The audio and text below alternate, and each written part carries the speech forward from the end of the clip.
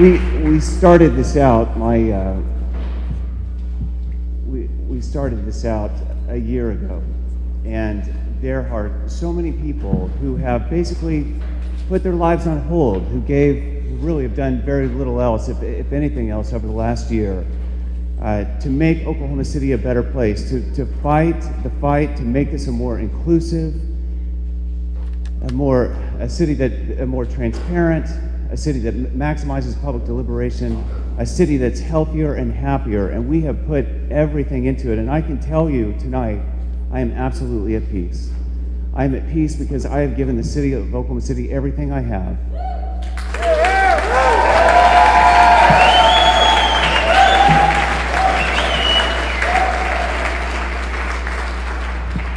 In this chapter, because we are just getting started. Right.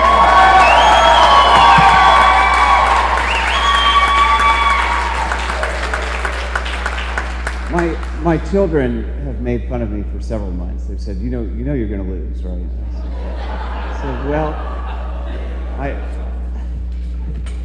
that's possible. That's possible. And so they said, why? You spent all this money and you spent all this time and you're going to lose. Your opponent is so powerful, has all this money. Why are you doing this? And then actually was it in the Zane, my 9-year-old angel, opened up saw the pie chart, and about a week ago when the poll came out, Miguel is our campaign manager. He said, Miguel, if this is accurate, and there's an advertisement for a Krispy Kreme driver. So if this is accurate, I think you need to quit and apply for that job at Krispy Kreme. So I'm happy to say, Zane, we doubled what they predicted.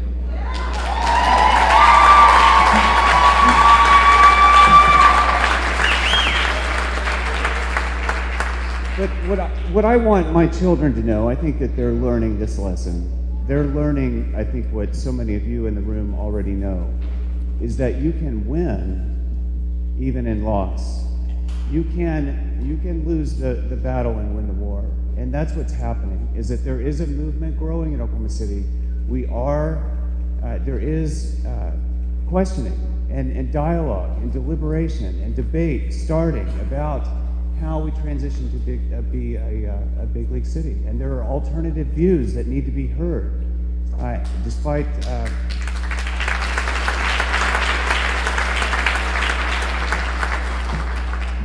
So what I want them to know is that it's worth fighting, even if the odds in the short term are seemingly insurmountable. For me personally, my life has been transformed over the last year. This process has added meaning. The people that I've met, the parts of the city I've seen, the relationships that will last from here going forward are priceless. They have added such meaning to my life, and that I can't express my gratitude.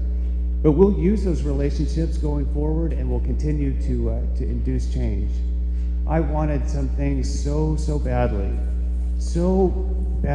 I wanted the addiction recovery movement to grab hold in Oklahoma City. I want those in long-term recovery to be able to come forward. I want that shame and stigma attacked and ultimately defeated. And if that meant getting stripped naked in front of the city, that is an easy price to pay that I knew was going to come.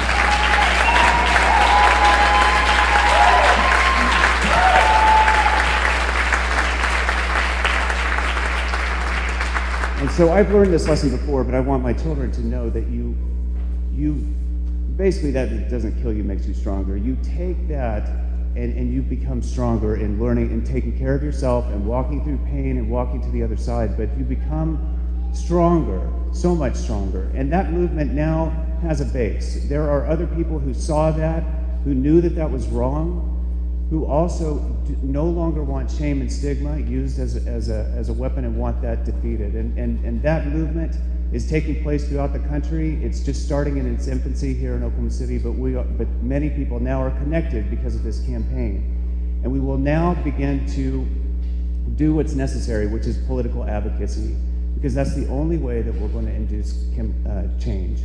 We cannot incarcerate our way out of this problem that is overrunning the city of Oklahoma City.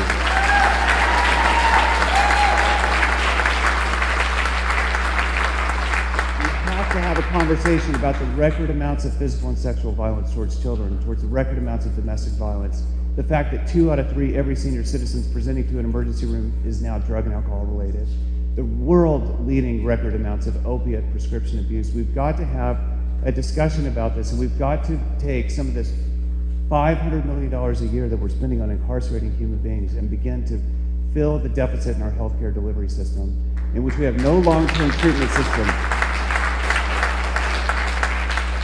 We have no inpatient treatment for substance abuse. I think those of you may have seen the study that came out yesterday, in which we rank among dead last in the country in terms of mental health, the incidence of mental health, substance abuse, and the lack of treatment, right? So through this campaign, many of us have grown as individuals and as human beings. But we've also pushed the conversation, not just about addiction, which is the most meaningful to me, and that my highest priority was to get that on the radar and begin to have a conversation about that. But we clearly defined the issues in this campaign, so much so that my opponent co-opted our messages and used them as their own, right?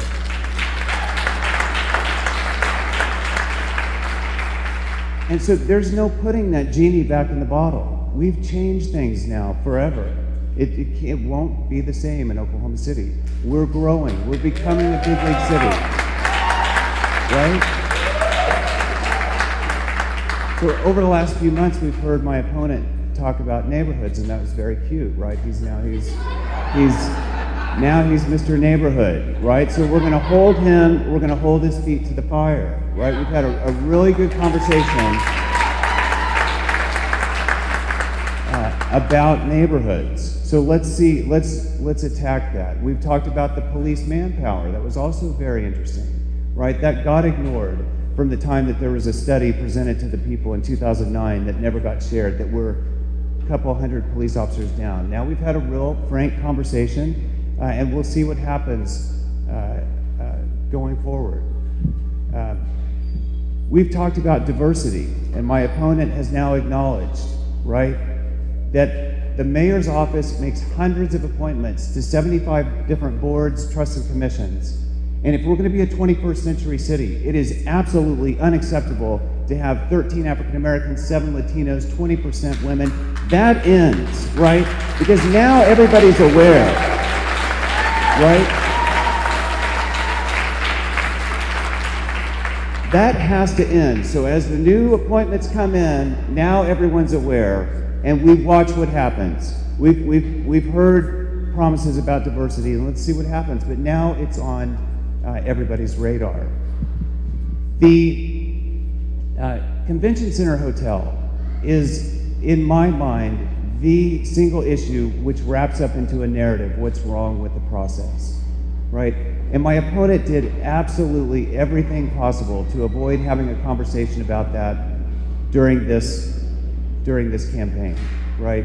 That's why my opponent refused to engage in a debate, because it would have been devastating to him. Because he knew that he had an opponent that was perfectly capable of explaining to the people how they had been misled, how studies had been withheld from them, how there was high risk going forward, and that's why there was no debate during this campaign.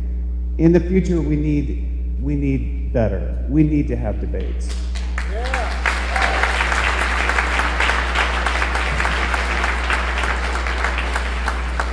If everything's going well and your opponent is you believe is not telling the truth or is misleading the people, you should be able to explain that to the people on television in a debate. That's what big league cities do. San Diego had 6, Tulsa had 3, Washington, D.C. has dozens. Civic institutions, churches demand, expect, and receive debates. And going forward, that's what we need to demand as a people. But what they've so desperately tried to keep from you until after this mayor's election is not going to go away. right? We're supposed to have a study right now that talks about how big the subsidy will be for a convention center hotel. It's supposed to have been done months ago, and they delayed it until after the mayor's election. Well, they're not going to be able to delay it anymore. It's going to have to come out there. They so desperately want to keep this study from you that talks about the convention center project. But we're going to have a conversation, right? It is not acceptable for someone to just run a campaign and say, if I don't give you my side of the story, you have to have both sides of the story so you can't talk about it, right? I'm not going to acknowledge these issues that my opponent's bringing up about the convention center, and so therefore it must go away. We're going to have a conversation this year about the convention center hotel, and the whole project because of the initiative petition process.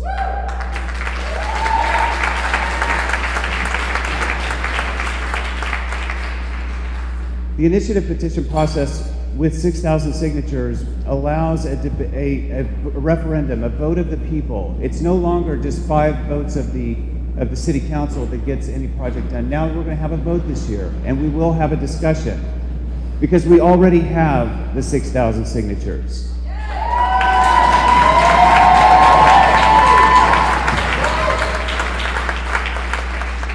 We'll continue to accumulate more, and that deadline is April 15th, and I'd encourage those that want to continue to work on that project to help us over the next 6 weeks.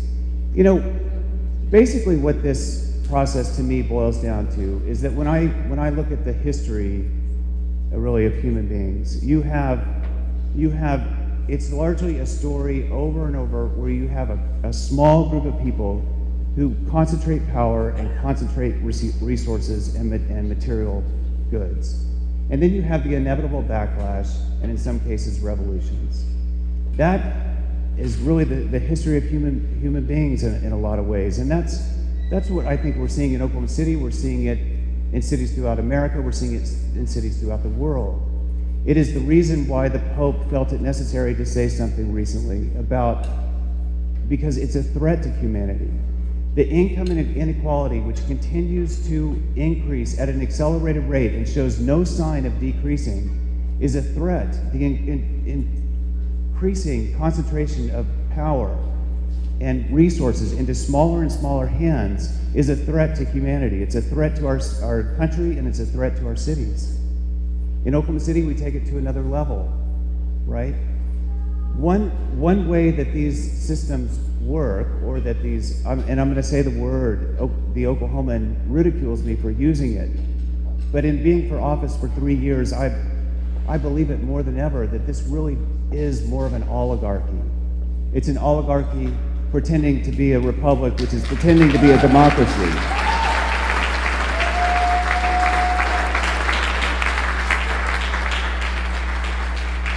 And in an oligarchy or a good old boy network or whatever you want to call it, it's important that those wielding undue influence not be known, that you not know who they are. And so in this election, just as we saw in the city council elections 3 years ago, you have unknown persons spending hundreds and hundreds of thousands of dollars.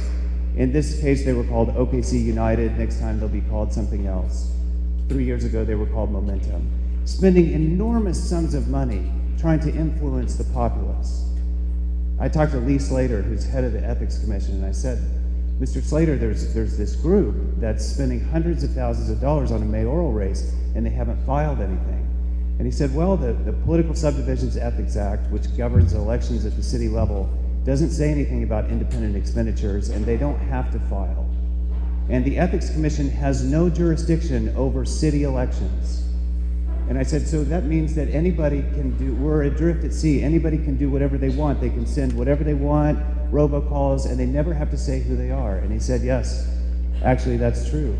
I said, does that mean that an independent expenditure could coordinate with a candidate's campaign? He said, there's nothing in there that would stop it, and it's unclear. This is absolutely unacceptable.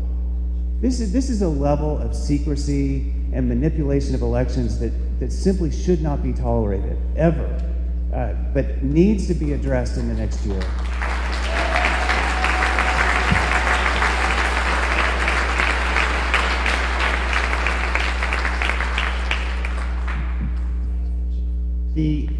another thing that an oligarchy would need is to control the media, right? To control the message, to not allow questions to be asked. And I have to say, I have to express my disappointment in that situation in Oklahoma City, that I do feel that our media was not as engaged as it needed to be, that it wasn't allowed to ask the questions that needed to be asked.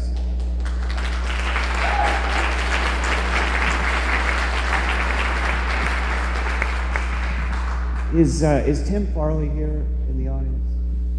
Tim Farley's here.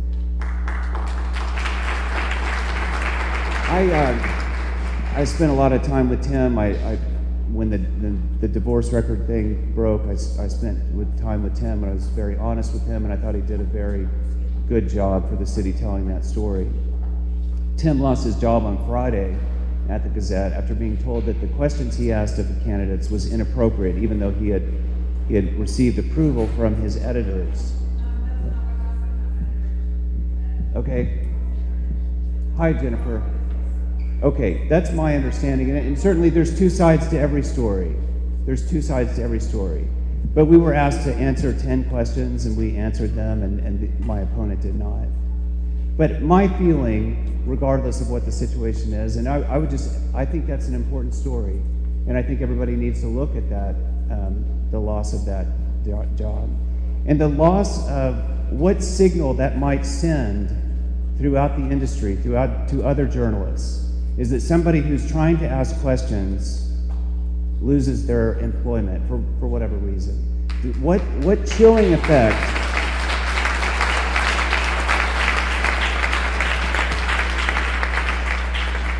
What chilling effect does that send to the rest of the media, right? That for any individual who makes that they could lose their livelihood. We deserve better than we got during this election, during this campaign. We deserve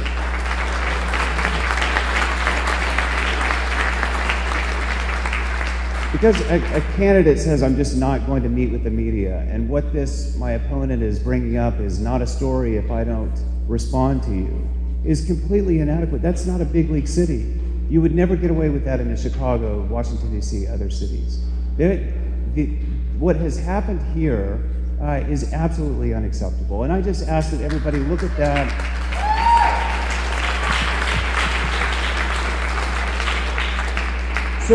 So as we go forward and we're looking for alternatives, number one is I think that we need to support and look at alternative media.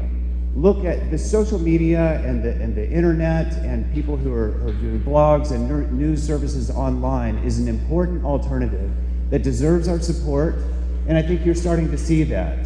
The Red Dirt Report and other, who did a great job, the City Sentinel.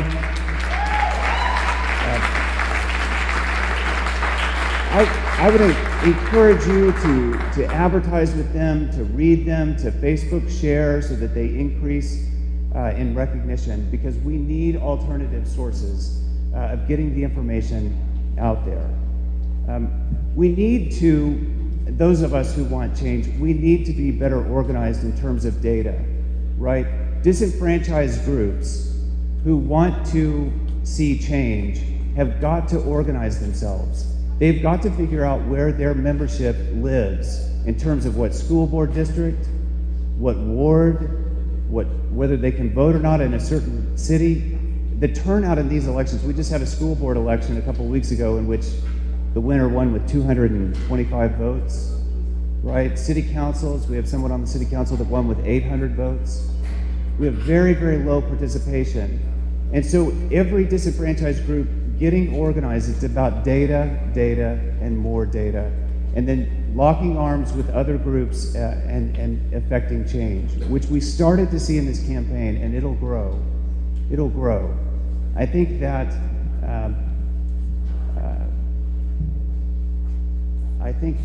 perhaps finding other ways for people to vote, absentee ballots, and making it easier. You saw the effect of the weather in this election.